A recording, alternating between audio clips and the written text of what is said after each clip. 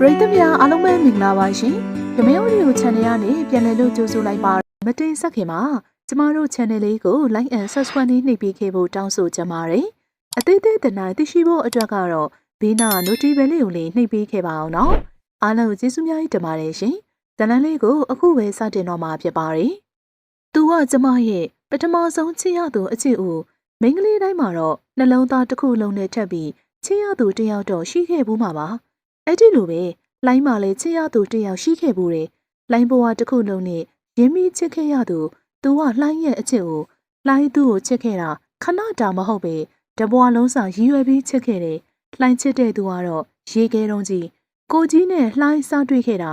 လှိုင်း၄နှစ်မှလေအဲ့ဒီတုန်းကကိုကြီးကကိုရန်ကိုကြီးကတော့လှိုင်းကိုတိတ်အမြင့်ကြီးဖို့မပေါ်စားတွေ့တဲ့ကကိုယူကာရနိုင်တဲ့လှိုင်းလေကိုကြီးကိုရန်နှစ်မှာလှိုင်းတို့မျိုးပြောင်းလာခဲ့တယ်လေ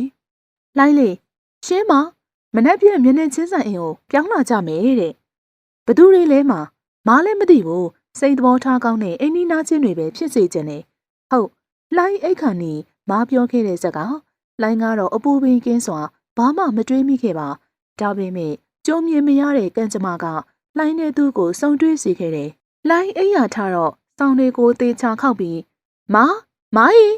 လှိုင်းရဲ့အကျင့်အတိုင်းအိယာထစဉ်မားကိုခေါ်နေလျက်လှိုင်းကမားကိုခေါ်ကအိမ်မော်ကလှေကားအတိုင်းဆင်းခဲ့ပါတယ်အိမ်မော်ဆုံးမဖြစ်နေတာကြောင့်မျက်လုံးကိုမဖွင့်ကျင်နဲ့လှိုင်းရဲ့မားကအိမ်ပေါင်းဝမှာတစုံတယောက်နဲ့ရက်ပြီးစကားပြောနေခဲ့တယ်လှိုင်းကမားအနာသွားကခါးလေးကိုဖက်ပြီး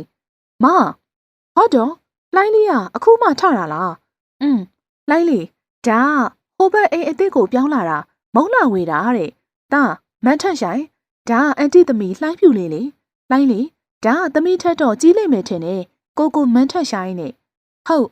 လှိုင်းကမားပြောတဲ့သူကိုကြည့်လိုက်တော့သူ့ရဲ့အရက်မြင့်မြင့်ကြောင့်လှိုင်းရဲ့မျက်ဝန်းတွေပြူးကျဲသွားပြီးသူနဲ့ဆိုရင်လှိုင်းကသူ့ခါတတာရှိတယ်လှိုင်းကအသားဖြူဖြူအရက်ပူပူလေးသူကတော့ဝါဖြူဖြူလေးဆိုရမလားနမ်းမောင်နဲ့မျက်ခုံးနဲ့ထူထဲတဲ့မျက်တောင်တို့ဟာယောက်ျားဆန်လာစွာအနီးရောင်မဟုတ်တဲ့နီးညိုရောင်နှက်ခမ်းမတို့ကမပြုံးမိနဲ့အဲ့ဒီတုန်းကလှိုင်းရဲ့စိတ်ထဲတွေးခဲ့မိသေးရဲ့ဒီကိုကြီးကတော်တော်ချောတာပဲကိုရီးယားမင်းသားလေးကြလို့အန်တီကျွန်တော်ခွင့်ပြုပါဦးအေးအိတ်တက်ကြရင်ဆက်လာခဲ့ပါနော်အေးပါကွယ်လှိုင်းကသူ့ရဲ့ကြိုးပြင်းလေးကိုကြည့်ပြီးတော့ထူးဆန်းတဲ့ခန်းစားမှုများနဲ့အဲ့ဒီအချိန်ကအချင်းဆိုတာကိုမသိခဲ့ပေမဲ့အခုချိန်ပြန်တွေးကြည့်တော့ကိုကြီးကိုသဘောကျခဲ့တာအဲ့ဒီအချိန်ထက်ဖြစ်တော့တယ်ဒီနေ့ကကိုကြီးတို့အိမ်တက်ပွဲနေလှိုင်းကအဝါရောင်ဝန်းဆက်လေးဝစ်ပြီးမားနဲ့အတူလာခဲ့တယ်ကိုကြီးတို့အိမ်ကနှစ်ထပ်တိုင်လေ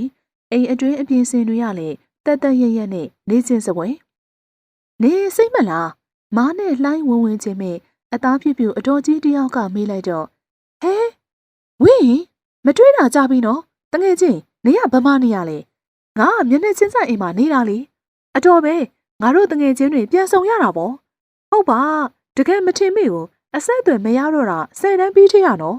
ဟုတ်တယ်စိန်ဒါကနင်းသမီးလေးလားဟုတ်တယ်လေလှိုင်းနှုတ်ဆက်လိုက်အန်တီစိန်လေလှိုင်းကလက်အုပ်လေးချီကမင်္ဂလာပါအန်တီ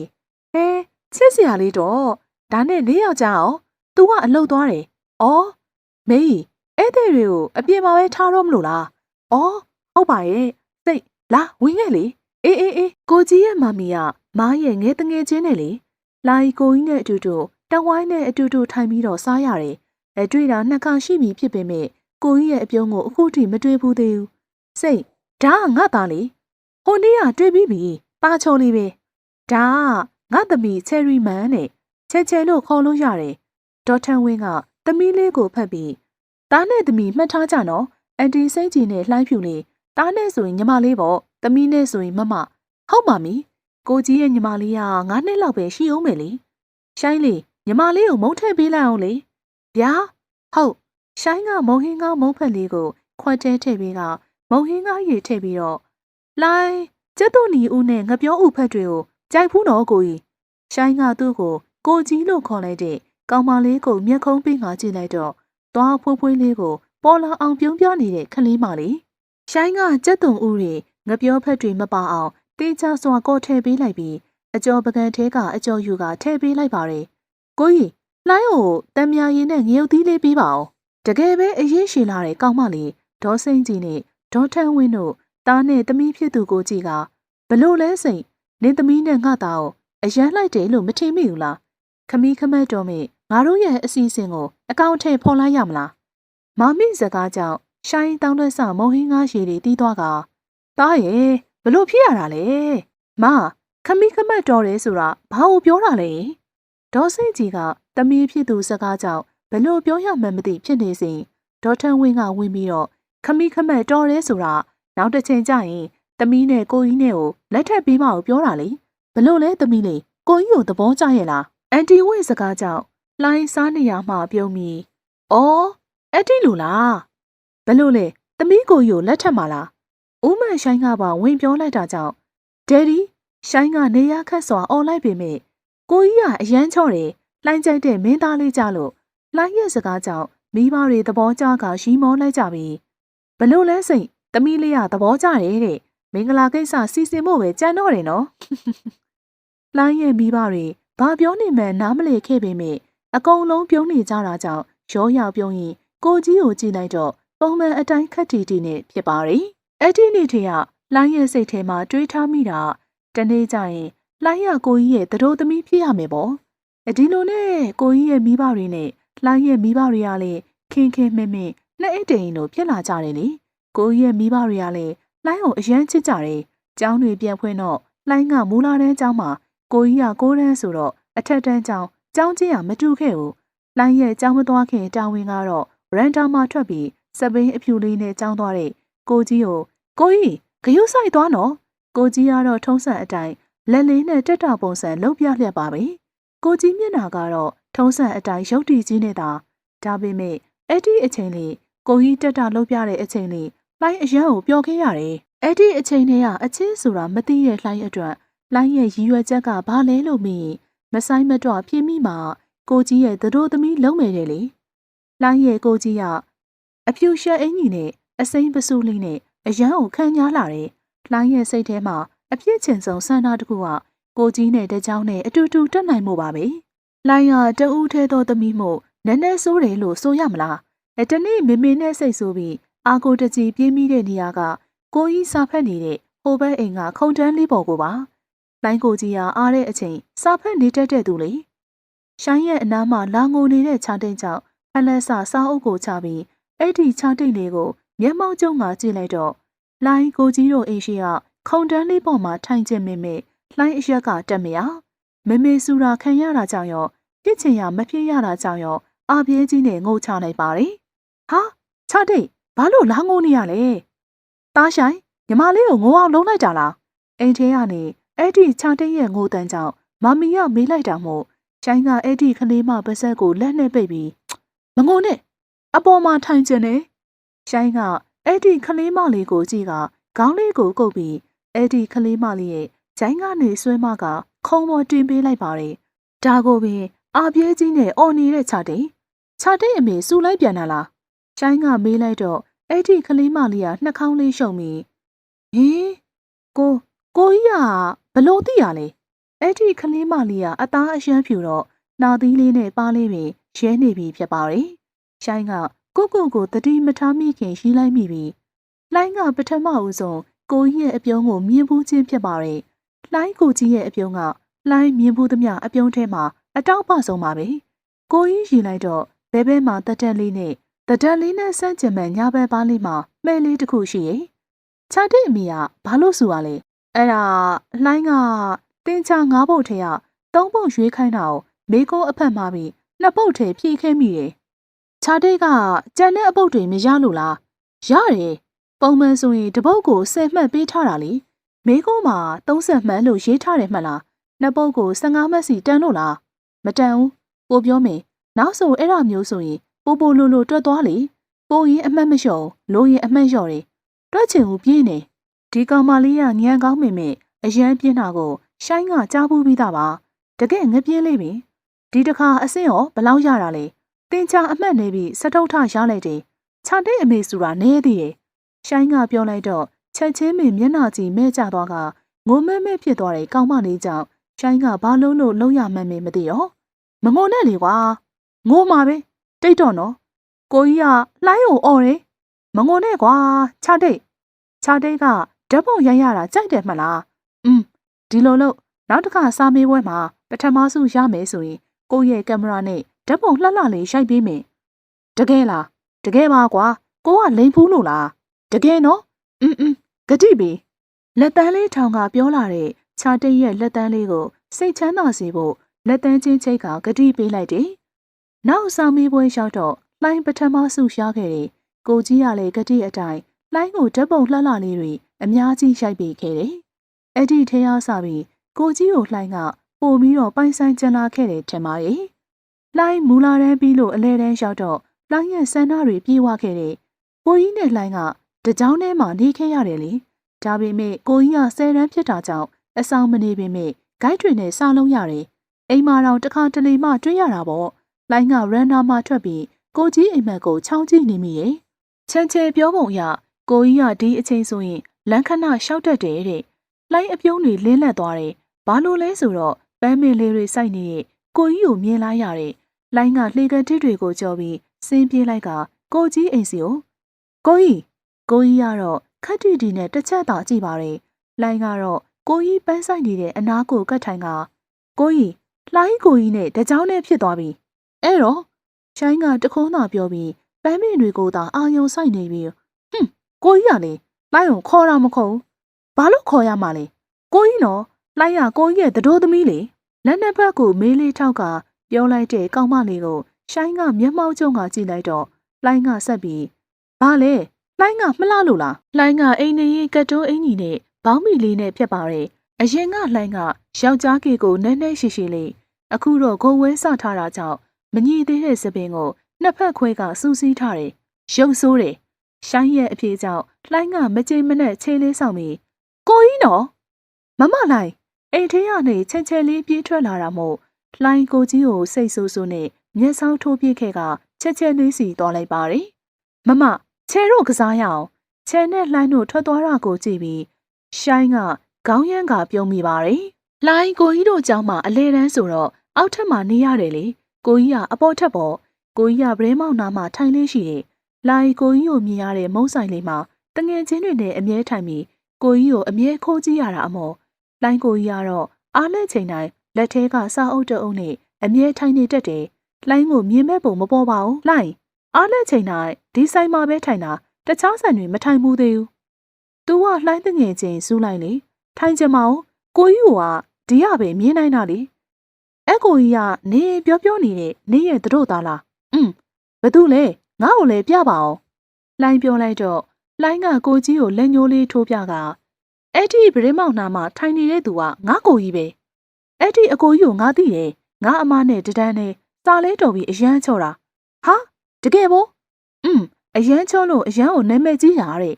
လှိုင်းရဲ့စကားကြောင့်လှိုင်းရဲ့စိတ်ထဲတမျိုးဖြစ်သွားပြီသူများတို့သားလောက်တကယ်ပဲလှိုင်းရဲ့နေအယူထမနေပါနဲ့နေသူ့ကိုချစ်ရောချစ်လို့လားချစ်တာဘလို့ပြောတာလဲငါလည်းဘယ်သိပါမလဲနေကအရန်ငယ်သေးရဲ့လေအချစ်ဆိုတာကိုတော့မသိသေးဘူးအဲ့ဒါကိုနေကတို့သားလောင်းကြီးပဲပြောနေတာချစ်လားတော့နင်းသိရဲ့လားအချစ်အဲ့အချစ်ကဘလို့မျိုးလဲ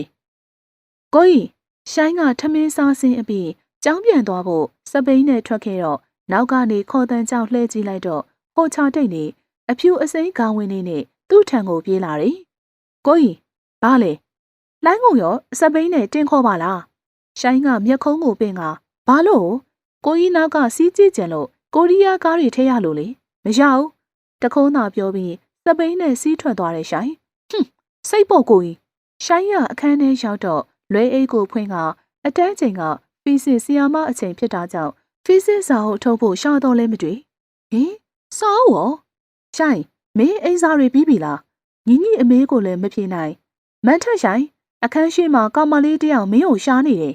အခန်းထဲကចောင်းသားတယောက်အပြောကြောင့်ရှိုင်းလှမ်းကြည့်လိုက်တော့အခန်းရှိမှာရက်ပြီးတော့ပြုံးပြနေတဲ့သူမလေးကိုရှိုင်းကစိတ်အလိုမကျစွာမျက်မှောက်ကျုံကြည့်ပြီးခြာတိတ်စီကိုတွားလိုက်တယ်။အိုးခလေးလေးကချစ်စရာလေးရှိုင်းတို့အခန်းကចောင်းသားတွေလှိုင်းကိုဝိုင်းစနေကြတယ်။လှိုင်းအခန်းထဲကမျက်မှောက်ကျုံကထွက်လာတဲ့ကိုကြီးကိုကြည့်ပြီးအနှဲငယ်တော့လှန့်သွားတယ်။ဘာလာလောက်တာလဲ။လှိုင်းကစာအုပ်လေးကိုကမ်းပေးကကိုကြီးစာအုပ်မေ့နေခဲ့လို့တဲ့အန်တီကပေးခိုင်းလိုက်တာ ရှိုင်းကစာအုပ်ကိုဆွဲယူလိုက်ပြီးပြန်တော့ရှိုင်းကတခုံးနဲ့ပြောကအခန်းထဲပြန်ဝင်ခဲ့ပါတယ်ရောက်ဖလှိုင်းကိုရှိုင်းရဲ့ညီမလေးမှတ်ပြီးတော့စားနောက်နေကြတဲ့သူများကိုရှိုင်းကမကြည်မနဲ့ကြည့်လိုက်မှတိတ်သွားကြပါတယ်လှိုင်းမှာတော့ကိုကြီးအခန်းကအပြန်မကြည်မနဲ့ဖြစ်နေပြီးသူ့စာအုပ်လည်းပေးပေးရသေးတယ်လူအများမာရီကျော်ရင်နဲ့တကယ်ပါပဲနေကနေလာကနေနှင့်အကုန်မြန်သွားတဲ့အချိန်တွေဟာလှိုင်းကိုရင်းကျက်စေခဲ့တယ်လို့ဆိုရမလားအခုဆိုရင်လှိုင်းကရှစ်တန်းကျောင်းသူတစ်ယောက်ဖြစ်နေခဲ့ပါပြီလှိုင်းကိုကြီးက10တန်းကို9ဘာသာဂုံထူးနဲ့အောင်ပြီးအခုဆိုရင်ရေးကျောင်းတက္ကသိုလ်တတိယနှစ်တက်နေပြီလေလှိုင်းကိုကြီးကတော့အရင်လိုရေးခဲတော့မှာပဲ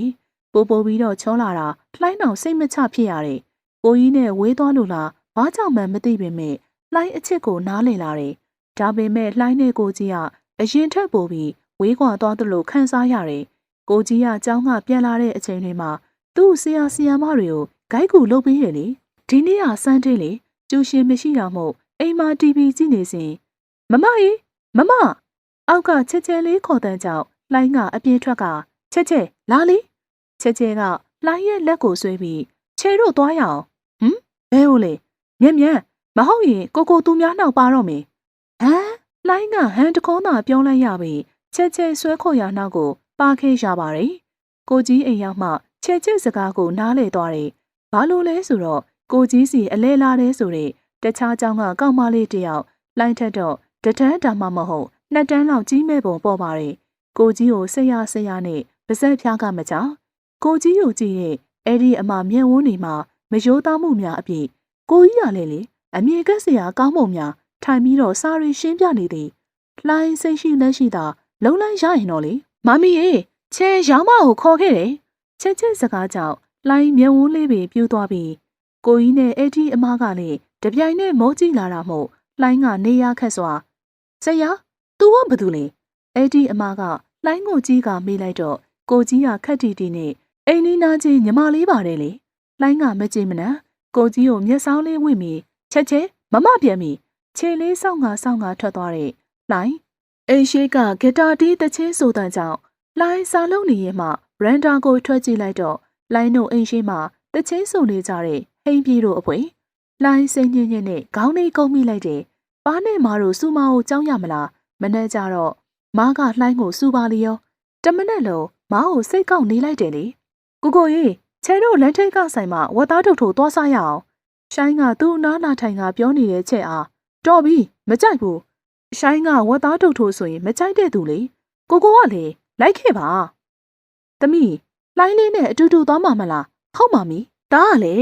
ညီမလေးတွေကြီးလိုက်သွားလိုက်ပါလားကွယ်လှိုင်းကအိမ်နဲ့စိတ်ကောက်နေရတယ်လေမမီစကားကြောင့်ရှိုင်းကနားလေးဆွမိပြီးဘာလို့လဲမမီချက်ကမေးလိုက်တော့ညအကောင်လေးတွေလှိုင်းလေးကိုတချင်းလာဆိုကြတယ်လေဘာဆိုင်လို့လဲမမီရဲ့ဆိုင်နာဘောသမီးရဲ့လှိုင်းလေးကငဲသေးတယ်လေမမီတော့မသိလို့မမအเจ้าမဆိုရင်အရန်ကိုပေါ်ပြူလာဖြစ်တာမနေ့ညတချင်းလာဆိုတာဟိုဘန်းရက်ကွက်ကကိုဟိန်းပြည့်ဖြစ်ရမယ်သမီးကဘလို့သိရလဲအဲ့ဒီအကူကမမကိုအသေးရအရှင်ရလိုက်နေတာလေကြီးရတာတယောက်ရောက်တော့ကြံရင်ဖြစ်တော့မယ်မမီနဲ့ညီမလေးအကြီးတွေကရှိုင်းထန်ကိုစိုက်မြိုင်ရှိုင်းကမလုံးမလေးနဲ့ဘာလဲဘာမှမဟုတ်ပါဘူးသားရဲ့ညီမလေးနဲ့လိုက်သွားပေးလိုက်နော်ချက်နဲ့ဝတ်သားထုတ်ထိုးစားဖို့ချိန်ထားတာကိုကြီးပါတော့ပို့ပြောခဲ့ရတဲ့အလိုက်သိလို့နဲ့ရောင်းမလေးကဘေးထွက်ပေးတာမို့လှိုင်းကကိုကြီးတို့မောင်နှမကြားထဲမှာလေချက်ကအတင်းတိုးနေတာကြောင့်တခါတလေကိုကြီးရဲ့လက်လေးနဲ့လှိုင်းရဲ့လက်လေးအမတ်တမဲ့ထိသွားတဲ့အချိန်လှိုင်းရင်တွေအစမတန်ခုန်လာပါတယ်ကိုကြီးကတော့မသိသလိုပဲပေါ့ကိုလှိုင်းရဲ့ခန်းစားချက်ကိုတော့ခရန့်ရှိသူတိုင်းသိမှာပေါ့နော်လမ်းလျှောက်ရင်ကိုကြီးနဲ့ချိန်လန်းတူအောင်ညှိရတာအမော်ဝတ်သားတုတ်ထိုးဆိုင်ရောက်တော့လေလှိုင်းကကိုကြီးနားမှာထိုင်ရတာပေါ့ရောင်းမလေးကောင်းမှုကြောင့်လေလှိုင်းကဝတ်သားတုတ်ထိုးဆိုရင်ဦးနဲ့အသားပဲစားတတ်တယ်ကိုကြီးကလှိုင်းအတွက်ဦးလေးတွေအသားလေးတွေရွေးပြီးလှိုင်းကိုကမ်းပြီးတော့လှိုင်းစိတ်ထဲကြည်နူးမစုံကိုကြီးကလှိုင်းအကြိုက်ကိုသိပါလားဆိုပြီးမျောနှင်းချက်ရောက်ကြည့်ရင်းနဲ့ခဏရင်ကိုကြီးပေးတဲ့ဝတ်သားတုတ်ထိုးလေးတွေကိုပြားလိုက်ထဲမှာထဲ့သိမ်းထားကြပါရဲ့မမ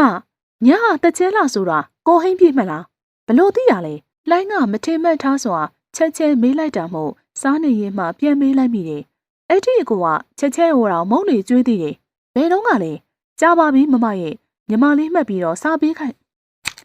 ကြားပါပြီမမရဲ့ညီမလေးမှတ်ပြီးတော့စာပေးခိုင်းတာလေ။အော်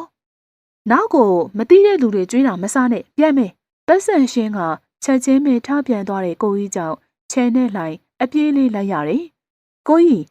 ဆရာလှိုင်းရကိုကြီးနားရောက်ရင်မေဆရာဆိုပြီးခေါ်လိုက်တဲ့ဟိုနီးရအိမ်လာတဲ့အမဆရာဘာလာလောက်တာလဲညီမလေးတွေကိုမုန်းလိုက်ကြွေးတာပါ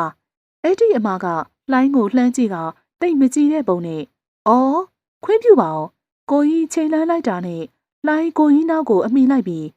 ကိုကြီးအဲ့ဒီမမလှလှကိုကြီးနဲ့ဘလို့ပတ်သက်တာလဲမင်းဘူးမပေါ့ဟိုနီးရလဲအိမ်လာသေးတယ်မဟုတ်မှကိုကြီးချစ်သူလားဒီမှာချတဲ့သူကငါချစ်သူဆိုလေငါအသက်ရွယ်နဲ့ထားချင်ထားမှာပဲမင်းဘူးမပေါ့ပါတယ်လိုင်းရကိုကြီးရဲ့တတို့သမီးလေငါရဲ့တတို့သမီးကမင်းလိုယောက်ျားတကာနဲ့ရောနှောနေတတ်တဲ့မိန်းကလေးမျိုးမဟုတ်ဘူးကိုကြီးရဲ့စကားကြောင့်လိုင်းငိုပြီးငိုချင်သွားတယ်လိုင်းကိုညင်းလိုက်တာပေါ့လေလိုင်းရဲ့ပထမဆုံးအကြိမ်အငင်းခံရခြင်းမို့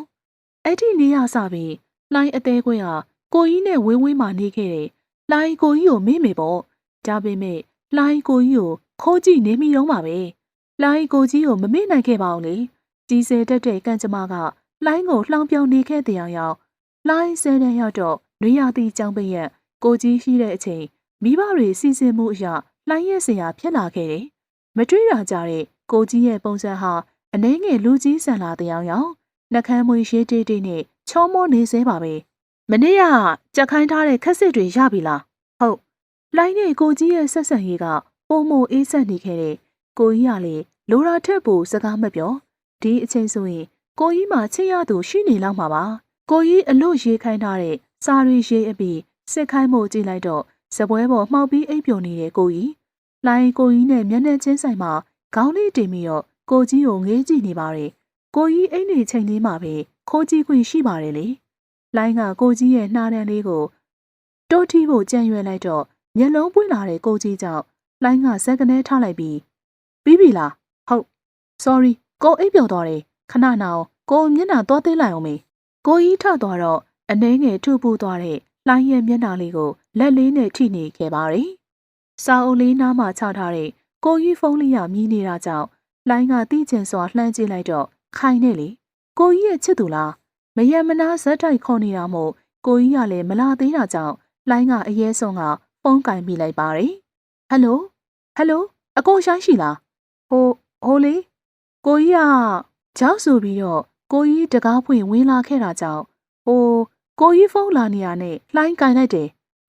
လှိုင်းကမ်းပေးတဲ့ဖုန်းလေးကိုဆွဲယူကအဲ့ဒီအမနဲ့စကားတွေပြောနေတယ်ခဏကြာတော့ကိုကြီးကလှိုင်းကိုကြည့်ကသူကကိုနဲ့ဂိုင်းအတူတူလုံနေတဲ့သူလေကိုကြီးရဲ့စကားကြောင့်လှိုင်းကအံ့ဩသွားရင်ကိုကြီးကလှိုင်းကိုရှင်းပြနေခဲ့တာလားလှိုင်းအတွေးတွေလုံးကဘောပင်လေးပင်အောက်ကိုကျသွားတယ်အော်ဘောပင်ကျသွားပြီလိုင်းရဘောပင်ကိုကုန်းကောက်ပြီးခေါင်းထောင်ကြည့်တော့ဇပွဲအစွန်းလေးကိုလက်နဲ့အုပ်ကန်ထားတဲ့ကိုကြီးကြောင့်ထိန်းချုပ်ထားတဲ့ရှင်းခုံတန်တွေပွင့်ထွက်လာပြီးကိုကြီးကလှိုင်းကိုဂယုစိုက်တော့မယ်ဒီလိုနဲ့လှိုင်းကိုကြီးကိုမေးပြင်းမဲ့အစီအစဉ်တွေလုံးဝကွဲပြောက်ရင်အကုန်ပြန်ပြီးတော့မေးသွားခဲ့ပြန်ပြီလေလှိုင်းမှာတော့မျောလင်းချက်တော့ရှိသေးတာပဲလေဒုတိယအကြိမ်အငင်းခံရခြင်းလှိုင်းဆဲထဲမှာတခြားမြို့မှာသွားတက်ရမှာလေမနှက်ပြန်အဆောင်ဝင်ရတော့မှာပေါ့လိုင်းကိုကြီးအမြဲထိုင်နေတတ်တဲ့အိမ်ပြင်ဘက်ခုံတန်းလေးပေါ်သွားပြီးကိုကြီးနားကတ်ထိုင်တော့ကိုကြီးပြုံးလိုက်တာလှိုင်းမြင်လိုက်တယ်။ဘာကြီးတာလဲ။ခြာတိတ်တောင်အရက်ရှိလာပြီပဲ။ကိုကြီးနဲ့ဆိုင်ရင်ပူသေးတယ်။မနှက်ပြန်သွားရမှာမလား။ဟုတ်။စာအုပ်ဂယုဆိုင်စိတ်မလေးစေနဲ့။ဟုတ်။ကိုကြီးပြောလေလှိုင်းကပြောရခက်စွာဂုံလေးကိုပုတ်ပြီးဘာပြောမလို့လဲ။ကိုကြီးကဘလို့ကောင်းမလေးကိုအိမ်အောင်ဘက်အဖြစ်လိုချင်တာလဲ။လှိုင်းမေးလိုက်တော့ကိုကြီးကလှိုင်းကိုငေးကြည့်ပြီးဘာလို့မေးရလဲလှိုင်းသိကြံလို့ခြာတိတ်10 တန်းဆိုတာအရေးကြီးတယ်စာပဲဂယုစိုက်ပါကိုကြီးကလည်းလှိုင်းသိကြံလို့ပါလှိုင်းကထပ်မေးလိုက်တော့ကိုကြီးကတက်ပြင်းချပြီးကိုလိုချင်တဲ့မိန်းကလေးကမင်းလိုပုံစံမျိုးမဟုတ်တာသိကြတယ်စာကြိုးစားပါကွာကိုကြီးအိမ်ထဲဝင်သွားတော့လှိုင်းဘားပြစ်ထဲကျလာတဲ့မျက်ရည်များကိုတုပ်ပြီးကိုကြီးရဲ့စကားကြောင့်လှိုင်းဝမ်းနဲ့ရောက်မအောင်ကိုကြီးမသိဘူးလှိုင်းမှာမျောလင်းချက်မရှိပါဘူးလိုင်းအစားကနေခုထိတစ်ဖက်သက်မျောလင်းခဲ့ရတာပါလိုင်းဆုံးဖြတ်လိုက်ပြီးကိုကြီးကိုလိုင်းမေးပြနိုင်အောင်စူးစမ်းတော့မယ်စိတ်ချပါကိုကြီးလိုင်းတို့ပြန်တွေ့တဲ့တနေ့ကိုကြီးစိတ်ရှုံအောင် ထပ်မလုပ်တော့ပါဘူးလိုင်းကငိုချင်းစိတ်ကိုထိမ့်ပြီးအိမ်ကိုပြန်ပြေးကလိုင်း10တန်းကိုလေးပါသာဂုံနူးပါပြီးတော့ပညာရေးတက္ကသိုလ်ဆက်တက်ခဲ့ပါတယ်ကိုကြီးကတော့ဘွဲပင်ရှားကတင်းမောလိုက်နေရပြီလေလိုင်းကကြောင်တစ်ဖက်နဲ့ကိုကြီးကလည်းတင်းမောတက်နေတာကြောင့်လိုင်းတို့တွေ့ကြမရှိခဲ့အဲ့ဒါပိုကောင်းပါတယ်ဒီနေ့တွေအတော်အတွင်းလိုင်းလုံးဝမမေ့နိုင်ခဲ့ပေမဲ့အရင်ထက်ဆိုင်လိုင်းကဟန်ဆောင်နေတက်သွားပါပြီလိုင်းကိုကြီးကိုမေးဖို့ဆိုတာတကယ်မဖြစ်နိုင်တဲ့အရာပါပဲရာသီတွေအလီလီကိုပြောင်းသွားပြီးအချိန်တွေကုန်ဆုံးသွားကလိုင်းမင်ဘွဲရခဲ့ပါပြီလိုင်းတို့မျိုးလေးမှာပဲတန်းပြဆင်းနေရတာပေါ့ကိုကြီးကတော့လိုင်းတတိယနှစ်ကတစ်ခေါက်ပြန်လာခဲ့ပေမဲ့လိုင်းနဲ့တော့မတွေ့လိုက်ရပါဘူးအန်တီစီကနေတဆင်းတော့ကိုကြီးအစဉ်ပြေကြောင်ကျမ်းမာကြောင်တွေကြားခဲ့ရတယ်အန်တီစကားတွေအရာတော့လိုင်းရဲ့အကြောင်းတွေလေကိုကြီးကမေးတယ်တဲ့လိုင်းတော့မထင်ပါဘူးကိုကြီးကလိုင်းဟိုမှာစိတ်မဝင်စားတာလိုင်းမထင်မဲ့တဲ့တနေ့ကြိုတင်ပြင်ဆင်ချိန်မရပါပဲလိုင်းကိုကြီးနဲ့ပြန်တွေ့ခဲ့တယ်လိုင်းကြောင်းစင်းပြီးအိမ်အပြန်အဖြူနဲ့အစိမ်းဝင်းဆောင်တော့မလဲပဲလမ်းထိပ်ကဝတ်သားထုတ်ထိုးဆိုင်မှာဝတ်သားထုတ်ထိုးစားဖို့လာခဲ့တယ်လေဟာဆရာမလေးဒုတ်ထိုးဆိုင်ကဦးလေးကြီးကစားလိုက်တာကြောင့်လိုင်းကရှက်ပြီးဦးလေးကလည်းစားနေပြန်ပါပြီအဲ့ဒီအချိန်လိုင်းရဲ့ဘေးနားမှာလာထိုင်တဲ့လူတို့ဦးကြောင့်ရင်နွေးတောက်ဖို့ကိုင်းထားတဲ့ခွက်လေးပင်ပြုံးကျသွားရင်လိုင်းအနားမှာထိုင်နေသူကကိုကြီးကလှိုင်းကိုပြုံးပြကမတွေ့တာကြပြီးတော့ချတိတ်တိတ်ကိုကြီးကလှိုင်းကိုပြုံးပြကနှုတ်ဆက်နေပေမဲ့လှိုင်းကတော့အံ့ဩစွာပြန်ပြီးမနှုတ်ဆက်နိုင်ဒုတ်ထိုးဆိုင်ဦးလေးကြီးကချလာပြီးတဲ့ဒုတ်ထိုးခွက်ကိုကိုကြီးကသူ့ဘက်ကိုဆွဲယူလိုက်ပြီးထုံးစံအတိုင်းလှိုင်းကြိုက်တတ်တဲ့ဝက်ဥတွေနဲ့အသားလေးတွေရွေးပေးကလှိုင်းကိုပြီးတော့ကျေးဇူးတင်ပါတယ်လှိုင်းကိုကြီးနဲ့ဘာပြောရမယ်ဆိုတာမသိတာကြောင့်ငုံပြီးတော့အဆက်မပြတ်စားနေရင်ကိုကြီးကရင်နွေးခွက်ကိုငှဲကလှိုင်းဘက်ကိုပေးပြီးပြေးပြေးစားလေကွာလှိုင်းကဘာမှပြန်မပြောခဲ့ခဏကြာတော့ဦးလေးဘလောက်လဲ1200ဟုတ်လှိုင်းပတ်ဆက်ကိုထားခဲ့ကလှိုင်းကိုခွင့်ပြုပါအောင်လှိုင်းကိုကြီးကိုရှောင်ပြီးတော့အိမ်ကိုခတ်တုတ်တုတ်ပြန်လာခဲ့တယ်ကိုကြီးကဘာလို့ဝတ်သားထုတ်ထုတ်ဆိုင်မှာရောက်နေရလဲသူမအဲ့ဒါတွေမစားတတ်တာမဟုတ်မှလှိုင်းကိုများစောင့်နေရလားလှိုင်းတွင်းပြီးလိုက်ပေမဲ့ခေါင်းကိုအတွင်းခါရမ်းပြီးမဖြစ်နိုင်တာချတိတ်နောက်ပါကကိုကြီးရဲ့ခေါ်တန်းကြောင့်လှိုင်းကလက်ပြီးကိုလေးပင်တွန်းသွားရတယ်လှိုင်းကိုပြောစရာရှိလို့လားအိုးမရှိရင်လှိုင်းသွားတော့မယ်လှိုင်းကလှဲထွက်ဖို့ပြင်လိုက်ပေမဲ့လှိုင်းရဲ့လက်ကိုဆွဲလိုက်တဲ့ကိုကြီးဟင်ကိုချတိတ်ကိုပြောစရာရှိတယ်လှိုင်းမအောင်ချတိတ်မင်းပြောင်းလဲသွားတယ်ကိုကြီးရဲ့စကားကြောင့်ခက်တဲ့ရှိလိုက်ပြီးပြောင်းလဲမှာပေါ့တရက်နှစ်ရက်မှမဟုတ်တာလှိုင်းကိုဘာပြောမလို့လဲချတိတ်မှချစ်သူရှိနေပြီလားကိုကြီးရဲ့အမေကြောင့်နှလုံးသားတို့ခုံကတစုံတစ်ခုကိုမျောလင့်မိသွားပေမဲ့တတိယအကြိမ်မခံစားကျင်တော့လှိုင်းကစိတ်ကိုတင်းမိကိုကြီးနဲ့ဘာဆိုင်လို့လဲချတိတ်မပူနဲ့ကိုကြီးလှိုင်းကမဖြစ်နိုင်တာတွေစိတ်ကူးရှင်နေမိစေကြောသက်အရွယ်ခလေးလေးမဟုတ်တော့ချတိတ်ကိုကြီးကဘယ်တော့ရောက်လာတာလဲအန်တီတော့ပြောနေတော့မှာပဲလှိုင်းကငိုချင်နေတဲ့စိတ်ကိုအာတင်းကပြုံးပြနေတယ်ဘာလို့ပြန်ခဲ့တာလဲလို့မမေးဘူးလားကိုကြီးရဲ့အေးဆက်ဆက်စကားများလှိုင်းနဲ့မဆိုင်ဘူးလေကိုကြီးမေးစေချင်တယ်ဆိုရင်တော့လှိုင်းမေးပါမယ်ဘာလို့ပြန်လာတာလဲကိုချစ်ရတဲ့ကောင်းမလေးစီကိုအပီးပိုင်ပြန်လာတာကိုကြီးချစ်ရတဲ့ကောင်းမလေးတဲ့လားကိုကြီးရဲ့ဒါကိုလှိုင်းကိုပြောနေတော့လှိုင်းကပျော်ပေးနိုင်မှာမလားကိုကြီးရက်ဆက်တယ်အဲ့ဒီကောင်းမလေးကကိုကြီးစကားကိုနားထောင်နိုင်စွမ်းမရှိကိုကြီးတို့ပျော်ရွှင်ပါစေနော်လှိုင်းကိစ္စလေးရှိလို့ခွင့်ပြုပါအောင်ဟာချတဲ့ကိုကြီးရဲ့စကားကိုမကြားဟန်ပြူပြီးကြောခိုင်းထွက်လာခဲ့တယ်ရင်ထဲမှာလေမွန်းကျက်စွာနဲ့ပြိုတော့မဲ့မိုးအလားကိုကြီးရှိမှဟန်ဆောင်ထားနိုင်ပေမဲ့လေကိုကြီးနဲ့ဆိုရင်လှိုင်းကခလေးလေးတယောက်လိုပါပဲကိုကြီးပြန်လာတဲ့ကလှိုင်းအတွက်ထူးဆန်းတာတွေတစ်ခုပြီးတစ်ခုကြုံခဲ့ရတယ်ကိုကြီးနဲ့စကားပြောပြီး2ရက်လောက်နေတော့ကိုကြီးကလူကြီးဆောင်ရနဲ့လှိုင်းကိုလာမြန်းတယ်လေကိုကြီးဘာတွေတွင်းနေတာလဲဆိုတာလှိုင်းနားမလဲတော့လူကြီးဆောင်ရရှိလှိုင်းမသိနားမလဲစွာထိုင်နေရင်သမီးလှိုင်းလေးရှင်းအန်တီသမီးဘလို့သဘောရလဲကွယ်ဟိုလေချက်ချင်းဆိုတော့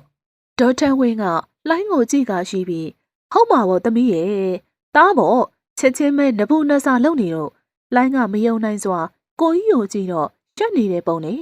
လှိုင်းကထကကိုကြီးလှိုင်းတို့စကားခဏပြောရအောင်ခဏခွင့်ပြုပါအောင်နော်လူကြီးတွေရှေ့ကနေ ကိုညှို့ကန်ပြီးတော့လှိုင်းကထွက်ခဲ့ကအိမ်ဝင်းထဲမှာကိုကြီးနဲ့လှိုင်းစကားခဏရက်ပြောရင်ကိုကြီးလှိုင်းနားမလဲတော့ဒါပါရီလေကိုလောသွားရင်တောင်းမှတ်ပါတယ်ဒါပေမဲ့လှိုင်းဆယ်တဲ့အဆောင်ဝင်ခံနီကိုကြီးပြောခဲ့တဲ့စကားမှတ်မိသေးလားကိုကြီးလိုချင်တဲ့မိန်းကလေးကလှိုင်းပုံစံမဟုတ်ဘူးဆိုတာလေအဲ့ဒီတုန်းကကိုအခုလုံးနေတာတွေကိုကြီးမဟုတ်တဲ့အတိုင်းပဲအရင်လိုပဲနေပါလှိုင်းနေသားကြနေပြီမေးကိုမုန်းနေပြီလားမမုန်းပါဘူးကို့လက်ထပ်ပါဘာလို့လက်ထပ်ချင်ရတာလဲမိဘတွေစမ်းသားကြောင်လားမဟုတ်ဘူးဒါဆိုဘာကြောင့်လဲမဟုတ်မှလှိုင်းကိုချစ်လို့လားဟုတ်တယ်ဟင်မထင်မှတ်တဲ့ကိုကြီးရဲ့အဖြေကြောင့်လှိုင်းအံ့ဩနေစဉ်ဇက်တိုက်ထွက်ပေါ်လာတဲ့ကိုကြီးရဲ့စကားတန်ကြောင့်လှိုင်းကထပ်မပြောနိုင်စွာကိုမင်းကိုချစ်တဲ့ချတိတ်မဖြစ်နိုင်တာဖြစ်နိုင်တဲ့ချတိတ်လှိုင်းကမျက်ရည်များကြားမှမောကြည့်လိုက်ပြီးလှိုင်းမယုံလှိုင်းရဲ့စကားကြောင့်ကိုကြီးမျက်နှာတွေတိတာစွာပြင်းယိုးနေတယ်လှိုင်းကိုယူအောင်လုံးနေတာလားယင်မဟုတ်ဘူးချတိတ်အရင်ကလှိုင်းကအရှိကိုတက်လန်းတိုးလိုက်တိုင်းကိုကြီးကနောက်ကိုတက်လန်းဆုပ်တယ်နောက်ဆုံးတော့လှိုင်းတို့တွေငကိုနေရာမှာပဲရှိခဲ့တယ်ဒါပေမဲ့အခုလှိုင်းနောက်လှည့်လိုက်တဲ့အခါကိုကြီးကလှိုင်းကိုနောက်ပြန်ဆွဲကျင်ရောဒါပေမဲ့လှိုင်းပြန်မသွားကျင်တော့အဲ့ဒီအချိန်တွေတုန်းကလှိုင်းဘလောက်နာကျင်ခဲ့ရလဲသိလားကိုကြီးကိုမေးနိုင်မို့လှိုင်းစူးစမ်းခဲ့ရတယ်ကိစ္စမရှိဘူးအဲ့ဒါဆိုရင်ဖြည်းဖြည်းချင်းလားဒီတစ်ခါခြာတိတ်နောက်လဲစရာမလိုတော့ကိုခြာတိတ်စီကိုပဲရှောက်လာခဲ့မယ်လှိုင်းထပ်ပြီးတော့မနာကျင်တော့လှိုင်းအချစ်ကိုနားမလဲခင်တည်းကကိုကြီးကိုသဘောကျခဲ့တာလှိုင်းနာကျင်ခဲ့ရတာပဲရှိရဲ့လှိုင်းရဲ့တဘောကလုံးကိုကြီးကြောင့်မနာကျင်တော့လှိုင်းပထမဆုံးအနေနဲ့ကိုကြီးကိုကြောခိုင်းထွက်လာခဲ့ရင်ကိုကြီးရဲ့အချစ်တွေလှိုင်းအလိုရှိခဲ့ပူပါတယ်အခုတကယ်ရတော့လှိုင်းဘာလို့မပြောရတာလဲအဲ့ဒီနေရာစပြီးကိုကြီးလည်းလှိုင်းရှိပေါ်မလာတော့ပါဘူးအဲ့ဒီမှာလှိုင်းသိလိုက်တယ်ကိုကြီးရဲ့စကားတွေအကုန်အလိမ်ညာတွေပဲလေပြောတော့ဖြင့်ချစ်တယ်လေးနဲ့လူလိန်လှိုင်းရအခန်းထဲမှာနေတော့မမကြီးချက်ဝင်ခဲ့လေဟုတ်ဘာကိစ္စရှိလို့လာလဲမသိပေမဲ့ချက်လက်ထဲမှာစာအုပ်တအုပ်ချက်ကလှိုင်းအနားထိုင်ပြီးမမဘာလို့ကိုညင်းခဲ့တာလဲမမကိုတို့သမီးဖြစ်ချင်ခဲ့တာမှလားအရင်ကပါအဲ့ဒါဆိုရင်အခုကကိုမချစ်တော့ဘူးလားလှိုင်းကဘာမှမဖြစ်ပြုံးယုံလေးသာပြုံးနေရင်ကြည့်ပါလားချစ်တယ်မလားမမကိုစိတ်ဝင်စားဖို့ဆိုတော့လေချေရကိုရဲ့ဒိုင်ယာရီကိုခိုးလာရတာအလက်ကားပေါ့ဟင်ဒါကိုရဲ့ဒိုင်ယာရီထဲမှာဘာတွေရှိလဲဆိုတာမသိချင်ဘူးလားလှိုင်းကတွေးဝေးသွားပြီးမကောင်းပါဘူးပြီးရောအဲ့ဒါဆိုရင်ပြန်ယူသွားမယ်ခဏမမအတွက်ယူခဲ့တာချဲကိုကြီးနဲ့မြက်အစင်းပြေးပါစေနော်လှိုင်းကချဲပေးလာတဲ့ဒိုင်ယာရီလေးကိုယူကကြီးဖို့ပြင်နေစဉ်ဒါနဲ့ဒိုင်ယာရီဖက်ပြီးလို့ကိုကြီးကိုတွေ့ကြရင်ဒီအချိန်ကန်ကြီးရှိရကိုပင်အောက်မှာဆွေးနေလိမ့်မယ်ချဲရဲ့စကားများကိုလှိုင်းကနားမလဲစွာချစ်ရသူကိုကြီးကျွန်တော်ချစ်တဲ့ခြားတိတ်လေဒီနေ့ခြားတိတ်လေးတယောက်နဲ့တွေ့ခဲ့တယ်သူ့နာမည်ကလှိုင်းဖြူလေတဲ့နာမည်လေးနဲ့လူလေးနဲ့အရန်လိုက်တယ်လို့ပူသေးသေးလေးနဲ့တိတ်ကိုချစ်ဖို့ကောင်းတယ်အိမ်မုံဆုံးဝါးလေးနဲ့မင်းပုံလေးကတိတ်ကိုချစ်စရာကောင်းလွန်းခဲ့တဲ့ခြားတိတ်မင်းကိုစားတွေ့တဲ့အချိန်နဲ့ကကိုရဲ့ရင်တွေကသေချာနေခဲ့တယ်မြင်ချင်းအချင်းဆိုတော့အစားကအယုံကြည်မရှိခဲ့ပေမဲ့အခုတော့ကိုလက်တွေကျုံခဲ့ရပြီကိုကြီးရဲ့ပထမဆုံးဒိုင်ယာရီဆောင်ရွက်လေးကြောင့်လှိုင်းကအံ့ဩသွားရတယ်ဒီနေ့အိမ်တက်ပွဲကိုမြန်မာဝိစုံနဲ့လာလေတဲ့ခြားတိတ်လေးအရန်လှတယ်ကွာကိုခြားတိတ်ကိုတစိမ့်စိမ့်ထိုင်ကြည့်ခြင်းမဲ့မိဘတွေရိပ်မိမှမို့ခက်ထီတီပဲနေခဲ့တယ်ခြားတိတ်ရဲ့နှုတ်ဖျားကနေကိုကြီးတဲ့ကိုအရန်သဘောကျတယ်ခြားတိတ်ကိုကြောင်းသွားတိုင်းဝရန်တာနဲ့ဂယုဆိုင်သွားပါတဲ့နေတိုင်းအဲ့ဒီအတန်လေးမကြားရရင်ဟာတာနဲ့မင်းအရန်ကိုပြူစားနိုင်တာပဲခြားတိတ်ရအရန်ဆိုးတယ်ဒီနေ့ခြားတိတ်ရဲ့မှအရန်ဆူလိုက်တယ်ထင်တယ်ကိုခြားတိတ်နေအရန်ငိုတာပဲကိုခြားတိတ်နေကငိုတာလဲချစ်ဖို့ကောင်းမိမယ်ကွာကိုကလေခြားတိတ်ရဲ့အပြုံးလေးကိုပိုးလို့မြင်ကြတာအဲတုန်းကပထမရခဲ့ပြီးလိုင်းကိုရိုက်ပေးတဲ့ပုံလေးတွေအကုန်ကိုကြီးရဲ့ဒိုင်ယာရီမှာနေရာယူထားတယ်လိုင်းတကယ်မမျော်လင့်ခဲ့ဘူးပုံလေးတွေကိုမယုံနိုင်စွာတိုးထိမိပြီးဆက်ဖတ်လိုက်တော့ဒီနေ့ခြားတိတ်ကမေးခဲ့တယ်လိုင်းလာလားတဲ့ရုပ်ဆိုးတယ်လို့ကိုပြန်ပြေးခဲ့တယ်တကယ်တော့ကိုခြားတိတ်ကတနေ့တခြားအရန်ကိုလှလာတာကိုစိတ်မချချင်တော့ကိုအတွက်ဘဝရဲ့အဆုံးအဖြတ်ကိုပေးမိ10တန်းကအရန်အရေးကြီးတယ်ကိုမင်းကိုအမြဲတွေ့နေရင် ကိုစိတ်တွေရိုင်းလာလိမ့်မယ်တပွားလုံးစာအတွက်ခဏတော့ဝေးဝေးနေကြတာပေါ့ချတဲ့ရဲ့အားလက်ချိန်စင်းနိုင်အဲ့ဒီမုံဆိုင်လေးမှာထိုင်တက်တယ်နော်ချတဲ့တခါတလေကိုကိုလှမ်းလှမ်းကြည့်တဲ့မင်းရဲ့မျက်ဝန်းတွေကကိုကိုအသေးရစီတဲ့သိရလားကွာတနေ့ထက်တနေ့ပိုချစ်လာတဲ့ကိုအချစ်တွေကိုဘလို့ထိန်းချုံရပါမလဲကွာဘလို့ချတိန်လေးလည်းမသိဘူးကိုနောက်ကဇက်ကားတွေထဲကလို့စီးကျင်နေတဲ့တာကိုလည်းမင်းနဲ့အတူစီးကျင်မိမိကိုစိတ်မထိန်နိုင်မီဖန်နှမ်းမိမှာပူတယ်ကွာချတိန်လေးမင်းကအရန်အောင်ငဲသေးတယ်ကွာဒီနေ့ချတိတ်ကိုပြောတာလွန်သွားတယ်မင်းစိတ်မကောင်းဖြစ်နေမလားမသိဘူးကိုတောင်းမှတ်มาတဲ့ချတိတ်ဟာကိုမင်းကိုတခြားကောင်တွေကြည့်တာမလို့ချင်တာမို့ကိုအတွက်မင်းကိုအရွယ်မြဲမြဲရောက်စေခြင်းမဲ့လေသူများတွေနဲ့ကြမင်းကိုအရွယ်မရောက်စေခြင်းကွာဒီနေ့ကိုမမီကစေးကြောင်တက်ခိုင်းပြီးဒက်ဒီကနီးပညာတက္ကသိုလ်တက်စေခြင်းနဲ့ကိုကတော့ကဘာအနှံ့ကိုသွားပြီးကိုချစ်တဲ့ချတဲ့ကိုနောက်တစ်ချိန်အိမ်ရဝင်ပုံမြင်တွေကိုပြောပြခြင်းနဲ့ချတိတ်သည်ကိုကိုရှိနေမလားကိုလဲချတိတ်ဆိုတဲ့ကောင်မလေးကြောင့်ယူတော့မယ်ထင်တယ်ကိုမင်းကိုဖွင့်ပြောခြင်းမိမိချတိတ်လေးကအရန်ငယ်သေးတယ်ဒီနေ့အဆောင်ကတပည့်မလေးကတာမင်းမလို့ဆိုပြီးတော့အိမ်လာခဲ့တယ်ညီမလေးကရောင်းမလို့ခေါ်လိုက်တော့ပြက်သွားတဲ့ချတိတ်ရဲ့မျက်နှာလေးကိုမှတ်တမ်းတင်ထားချင်လိုက်တာကွာ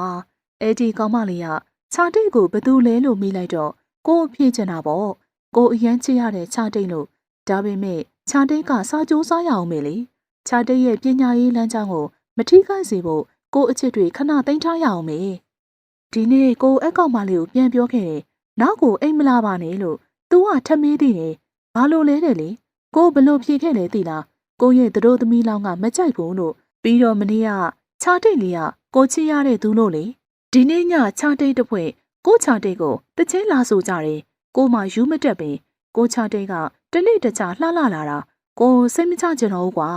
ဘာမှမဆိုင်ပင်မေအရန်လှလို့နေတဲ့ချတိတ်ကိုလေကိုစိတ်ဆိုးတယ်ကိုရဲ့တဝင်းတိုးစိတ်ကြောင့်မင်းကိုဝမ်းနဲ့မိစေပြီကွာကိုဒေါသထွက်တယ်တောင်းမှန်ပါတယ်ချတိတ်ရဲ့ချတိတ်ကိုစိတ်ဆိုးနေပုံရတယ်အရန်စိတ်ကားသွားတာပဲကိုချော့ကျင်ပင်မဲ့လေအဲကြမင်းစိတ်ဒီမှာကိုစိုးရင်နေခဏတော့တီးခံကြတာပေါ့ကွာမင်း10တန်းပြည့်ပြီးကိုဖွင့်ပြောမှာပါအခုတော့ဒိုင်ယာရီလေးထဲမှာပဲမင်းကိုချစ်ကြောင်ပြောနိုင်နေကွာဘာလို့နဲ့ကိုချတိတ်တောင်10တန်းကျောင်းသူဖြစ်တော့မှာပါလားကိုတို့နှစ်ယောက်နီးစပ်ဖို့တိမ်မဝေးတော့ပါဘူးကွာမိဘတွေစံနာအရာကိုမင်းကိုဂိုင်းလို့ပေးရမယ်တဲ့ကိုကမင်းရဲ့ပါရမီပြည့်ဘက်ဖြစ်ချင်နေချတိတ်နဲ့ဝေးရမှာတွေးပြီးဝမ်းနေနေတဲ့ကိုချတိတ်ကလာမေးခဲ့တယ်ကိုကြီးလိုချင်တဲ့အိမ်အောင်ဖက်မိန်းကလေးကဘလို့မျိုးလဲတဲ့ဘဝရဲ့အဆုံးဖြတ်ပေးတဲ့10တန်းမှာ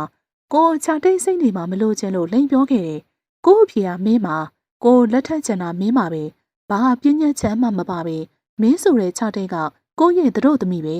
ကိုကြီးရဲ့ဒိုင်ယာရီလေးဖက်ပြီးလှိုင်းကပြောင်းလဲရတာဆိုတာလေတရွက်ချင်းစီကလှိုင်းရဲ့နှလုံးသားကိုပြူစားနေသလိုပါပဲဒိုင်ယာရီလေးကတဆင့်လှိုင်းတီးခဲ့ရတယ်လှိုင်းတတိယနှစ်မှာကိုကြီးအိမ်ပြန်လာတော့လှိုင်းကိုတွေ့ပြီးဖွင့်ပြောဖို့ကျောင်းကိုရောက်ခဲ့တယ်လေကန်ဆိုးစော်နေပြီလှိုင်းတို့အတန်းကကောင်းလေးတယောက်နဲ့အတူမြင်ကလှိုင်းကိုချစ်သူရနေပြီလို့ထင်ခဲ့တယ်လေလှိုင်းကိုကြီးရတော့လေတကယ်ပဲလှိုင်းရဲ့နှလုံးသားကိုမသိတာလားလှိုင်းရဲ့နှလုံးသားကိုကြီးတယောက်ထဲပါကိုမင်းစီကိုပြန်လာခဲ့ပြီးချတိတ်ကိုချတိတ်ကအရန်လှလာတာပဲကွာ